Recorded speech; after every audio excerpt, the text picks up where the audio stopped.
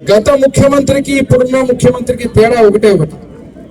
ఈరోజు డ్రగ్ ని దూరంగా పెట్టాలని చెప్పి విద్యార్థుల్ని మనందరినీ ఒక కార్యోన్ముఖులను చేస్తూ ర్యాలీలుగా ఈగలు అదే రకంగా ఆఖరికి ఎవరైతే ఈ డ్రగ్స్ ని ప్రోత్సహించి గంజాయి వనాల్ని ప్రోత్సహించేటువంటి వ్యక్తుల ఆస్తులు కూడా జప్తు చేసి వారికి సంక్షేమ అభివృద్ధి పథకాలు కూడా రద్దు చేయాలని చెప్పేటువంటి ముఖ్యమంత్రి నారా చంద్రబాబు నాయుడు గారు అయితే గత ముఖ్యమంత్రి వారు గంజాయి బ్యాచ్ ద్వారా ఈరోజు గంజాయిలో మునిగి తేలుతూ పోలీసుల మీద దాడి చేసిన వ్యక్తుల్ని పరామర్శలకు పోయే వ్యక్తి గత ముఖ్యమంత్రి.